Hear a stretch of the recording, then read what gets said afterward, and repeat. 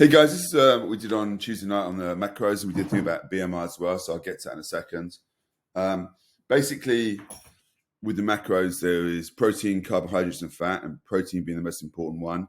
And I kind of have a fourth macro, which is greens, which is still carbohydrates, but it's green veg, it's low in calories, more nutrient dense, maybe give you a little less energy, but if you become fat adapted, it's fine. So I did a report here, a little intro. This is about tip one if you like eating in a restaurant. Always choose swap the deep fried sides for baked options or vegetables and salads.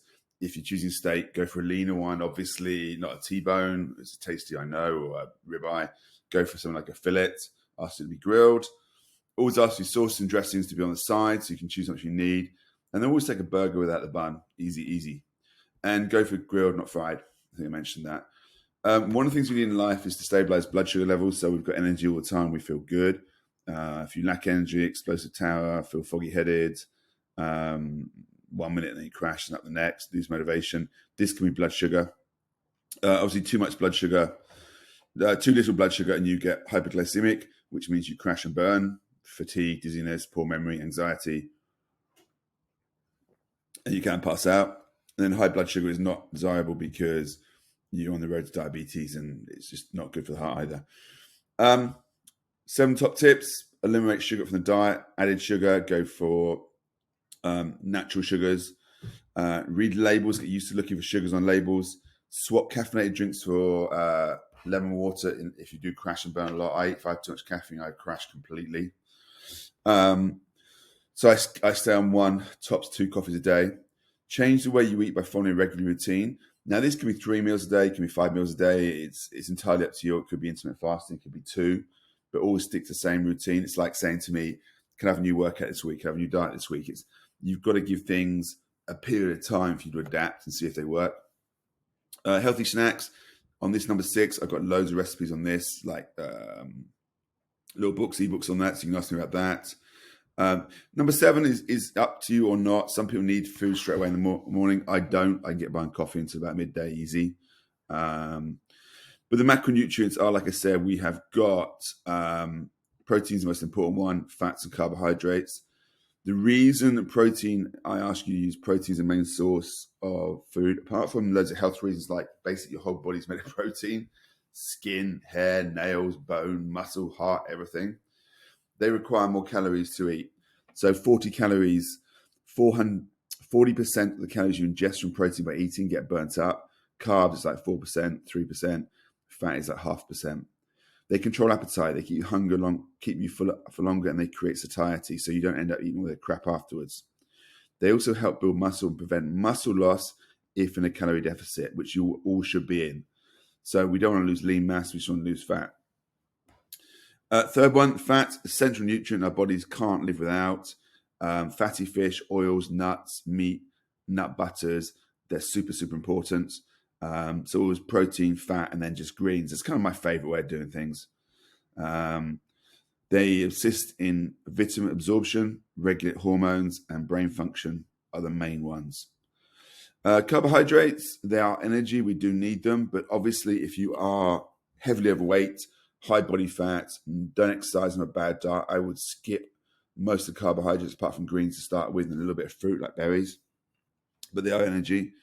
And it does, like I always say, it depends on several things. How many carbohydrates you have and how many macros and what the mix is all depends on really 3 things: your body weight now, your body fat percentage, and your fitness goals. And I guarantee each one of you is going to be different. That being said, there's going to be 2 or 3 you'll kind of come in the same group. But when you get to sort of low body fat and you have cut carbs and you've got super ripped or super toned, and you start lifting weights and stuff like that, then you probably want to have more carbs because carbs are anabolic. They help build muscle. But if you're over fat and not exercising, then I would say no carbs. So it really does depend on several things. This equation here is really just for newbies off the bat. So don't worry about that. You can count macros when you're out. It's just like we did with the first one. Have food on the side, take it easy.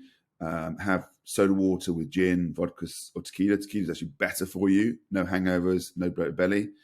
It comes from wild grass, cactus bush. Most restaurants will have nutrition information on their meals, and you've got access to the eating out guide notes like Wagamama's and Nando's, because that's where a lot of people go. But yeah, you can eat out and swap things out quite easily without too much stress. Stop eating mass-produced food. It's high in sugar, fructose, no nutritional value, artificial ingredients, anything in a packet, sandwich in a garage, sandwich in a shop, fine carbohydrates, low in fiber, high in trans fat. These are sort of foods are going to make you ill eventually.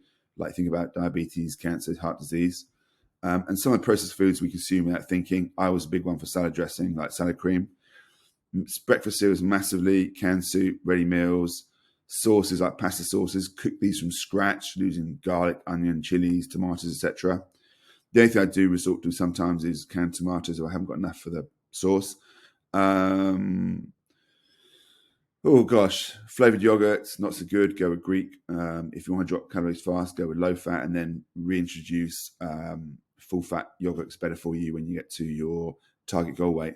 Energy bars. There are some protein bars are okay, but most energy bars are high sugar. There's a little bit here on what's the impact of chemically processed food in our bodies. You can read that, but you're obviously going to know anyway. Obesity, it's just getting bigger and bigger. I mean, in the American 70s, they talked about low-fat, high-carb diet, and it just made it worse.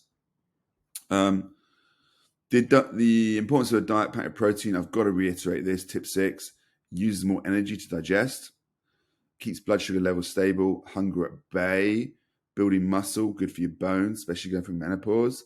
Neurological function, good for brain fog, can lower your blood pressure. Several studies suggest this. Digestion, after an intense workout or you've been ill, it repairs itself. And they balance hormones and keeping our mood upbeat. Hugely important. If that's not enough, it's worth taking a look at some of the symptoms associated with a diet with too little protein. Your metabolism drops and you start having difficulties losing weight. Low energy levels, poor concentration, mood swings, brain fog, fatigue, muscle, bone, and joint pains, and lowered immunity. These are things you get from not enough protein. These are proteins here. I've gone mostly with grass-fed steak, unprocessed dairy products, pork chops, eggs. Game meat is really good for you because it's out in the wild and it's got no fat on it, and it's got no, not eating preservatives, or not, we're not fattening it up in a farm trying to get it fat to sell. White fish, if you're going to go super lean, or fatty fish is good, like salmon and tuna when you get to target body weight. Chicken's good, and obviously some lentils. I do a different one on vegans and vegetarians, but lentils are great underrated source of protein. Fluid, our body is 60% water. It reduces muscle fatigue, crucial in maintaining bowel function, along with lots of greens and fiber. Bowel cancer is still a big one. Excellent detoxifier. You don't need to follow a juice diet or a detox diet. They're all absolute bullshit. Just drink loads of water, cut back on the caffeine, sugar, and the alcohol for a week, and you're good to go. Maybe cut the red meat out as well, and you should be able to detox your own body quite naturally and spend loads of money on a detox program. Regulates body temperature and keeps joints, muscles lubricated during exercise. No brainer. And what I've got here is really getting to know your foods. There's like here, you notice asparagus. It's no fat, 27 calories. It's got carbohydrates. It's got a good level of protein. Broccoli still has got good protein. And if we scroll down and you look at mushrooms, look, 2.3 carbohydrates, no fat, lots of protein. Really good element for building muscle. And then we go down and we look at apples and fruits. Obviously not so much protein, but still lots of nutrient rich. But like I say, if you're high body fat, high weight, not exercising, then we tend to skip back on the fruit for the time being. Unless, of course, you've had a really bad diet, and that's why we do the smoothies in the first 7 days. If you've got a really sugary processed diet, then we try and get some goodness back into the body. Then we've got things like oils and fats, butter, ghee. I mean, olive oil is great. Don't cook at high temperature with it because it becomes unstable. Use coconut oil or butter or ghee, but low cooking veg in the oven with olive oil is fine, or use as a dressing. Nuts, amazing. Nuts here, Brazil nuts. We've got 3.2 grams of protein, quite a lot of fat, obviously, but high on protein, less on carbs. So Brazil nuts with dark chocolate can be a really good go-to if you do get the munchies for something sugary. Then there's rice, pasta, all the items here. Dairy, Some people are dairy lactose intolerant. I am one, funnily enough. But with gluten, it's like I think it's only like 1% of the population are celiac or gluten intolerant. So don't always believe some of the books and articles you read. Always best to get bloods done and get checked out.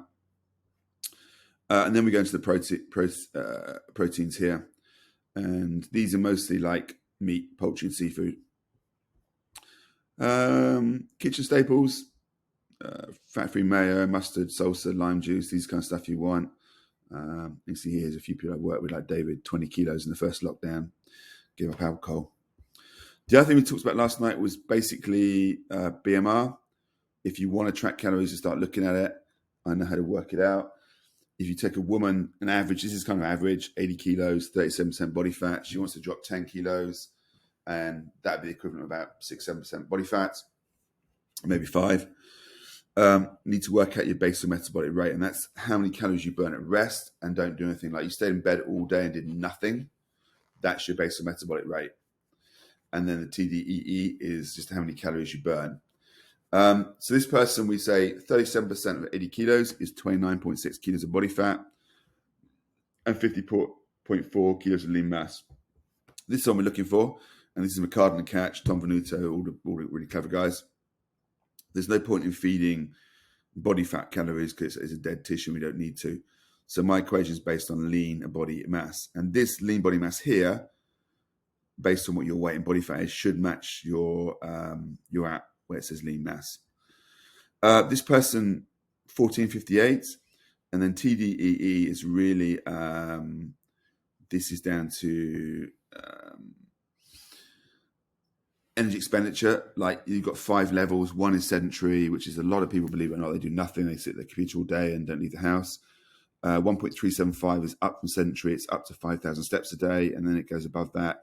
And when you get to like the 5th one, it's like a triathlete that does a job as a tree surgeon, or a CrossFitter that does a job as a bricklayer.